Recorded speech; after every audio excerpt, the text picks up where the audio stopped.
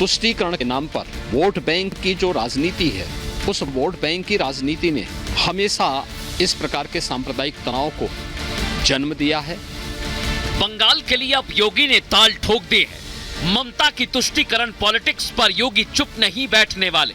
राम भक्तों पर पत्थर चले, राम नवमी पर दंगा हो और योगी देखते रहें, ये हो नहीं सकता, क्योंकि योगी ने यूपी में कानून व्यवस्था पर लगाम लगा दी है और दीदी के राज में दंगल हो रहा है, जिस पर मोदी के योद्धा योगी भड़क गए। रामनवमी के अवसर पर या इससे पहले होली के अवसर पर वेस्ट बंगाल के साथ साथ गैर भाजपा शासित प्रदेशों में जो दंगे हुए, ये बहुसंख्यक समाज की भावनाओं के साथ खिलवाड़ करने, तुष्टीकरण के नाम पर वोट बैंक की जो राजनीति है, उस वोट बैंक की राजनीति ने हमेशा इस प्रकार के सांप्रदायिक तनाव को जन्म दिया है। बाबा ने ममता दीदी की ऐसी क्लास लगाई कि अब बंगाल में तुष्टीकरण करने से पहले वो 100 बार सोचेंगी। लेकिन ये बवाल शुरू हुआ है सरकारी चैनल दूरदर्शन के लोगो और उसका लुकआउट एंड फील बदलने से, क्योंकि ममता को लगता है कि बीजेपी भगवाकरण कर रही है। बात सिर्फ दूरदर्शन, रामनवमी या भगवा की नहीं, क्या विपक्ष को हर उस चीज से दिक्कत है जो भारत की संस्कृति है और बीजेपी उसे अपनाती है।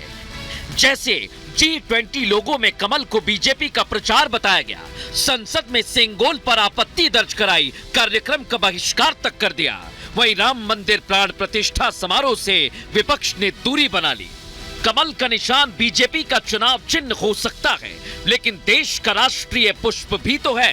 राम किसी एक के तो नहीं है, फिर इंडिया अलायंस क्यों परेशान हो जाता है? इस लोकसभा के चुनाव में 25% सीटें ऐसी हैं जहां एक गठबंधन के लोग एक दूसरे को मारने काटने में लगे हैं, एक दूसरे के खिलाफ चुनाव लड़ रहे हैं। अगर जिसको चुनाव के पहले इतनी लड़ाई चल रही है, तो चुनाव के बाद लूट के लिए तो कितना ज्यादा लड़ाई लड़ेंगे, इसकी कल्पना कर सकते हैं।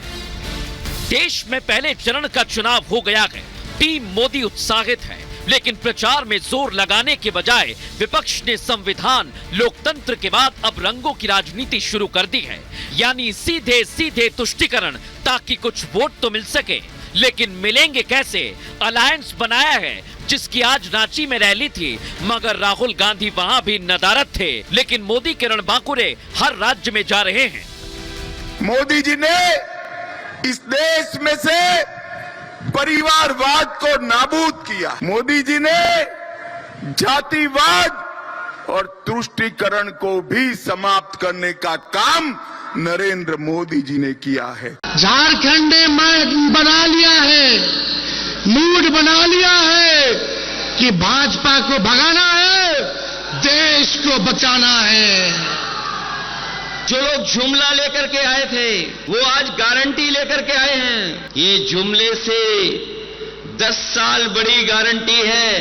देश की जनता उनकी गारंटी नहीं चाहती है।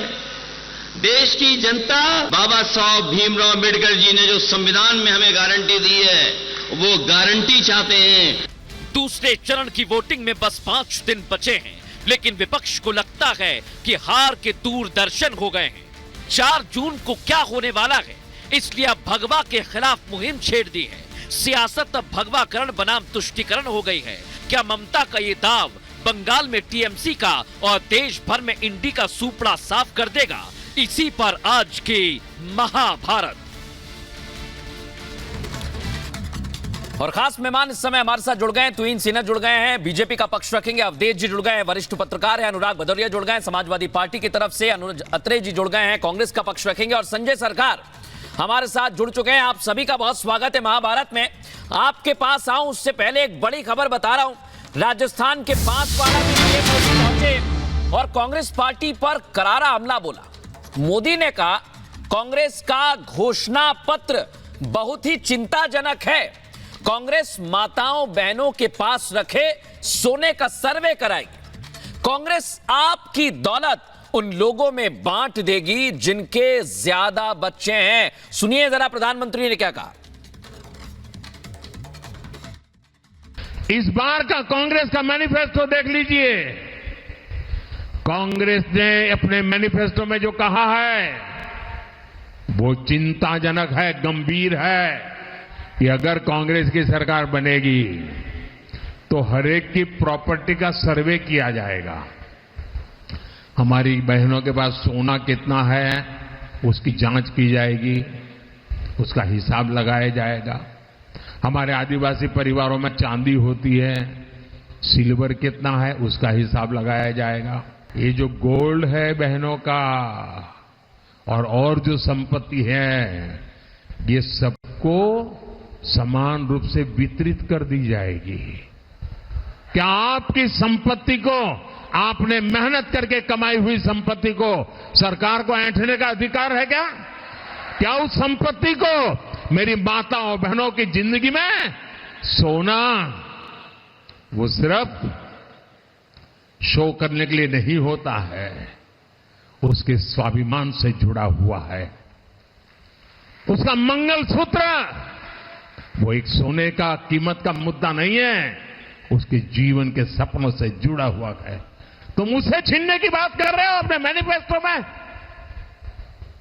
गोल्ड ले लेंगे, सबको वितरित करेंगे। और पहले जब उनकी सरकार थी उन्होंने कहा था कि देश की संपत्ति पर पहला अधिकार मुसलमानों का है। इसका मतलब ये संपत्ति इकट्ठी करके किसको बांटेंगे? जिनके ज्यादा बच्चे हैं उनको बांटेंगे। तो प्रधानमंत्री नरेंद्र मोदी ने सीधे हमला बोला है, इस पर भी मैं जवाब लूंगा। सबसे पहले संजय जी आपके पास आ रहा हूं। तुष्टीकरण करते हैं आप, ये लगातार कहा जा रहा है, और तुष्टीकरण की राजनीति को खत्म करना होगा, क्या कहेंगे इस पर आप? देखिए, सबसे बड़े बात क्या है हिंदुस्तान में, जो दिल्ली दूरदर्शन है ये सरकारी एक संस्था है, और सरकारी संस्था होने के चलते इसको भारतीय जनता उसको भी राजनीतिक में शामिल करके उसको भगवाकरण कर रहा है। Already ED, CBI, NIA, income tax से तमाम जो जितना है कोर्ट में भी उसको भगवाकरण कर दिया। कोई एक अभिजीत गंगोपाध्याय बोल के एक जस्टिस था, वो भी रिजाइन करने के बाद में सीधे भारतीय जनता पार्टी को पास चला गया। ये तो एक नमूना हुआ है। दूसरा नमूना क्या है मैं आपको बताता हूं। वेस्ट बंगाल में हेल्थ मिनिस्टर का अंदर काफी हेल्थ सेंटर है, नेशनल हेल्थ मिशन के अंदर में पड़ता है वो सबसे हेल्थ सेंटर। वहां पर भगवा कॉलर होने नहीं होने के कारण में वहां का पैसा अटक दिए हैं। आज प्रचार भारती तो आज प्रसार भारती था, प्रचार भारती हो गया। भारतीय जनता के लिए प्रचार कर रहा है, प्रचार छोड़ के कुछ भी है इसमें नहीं है। रह गया अब जैसे दूसरा चीज आपको देखिए, ये देखिए माननीय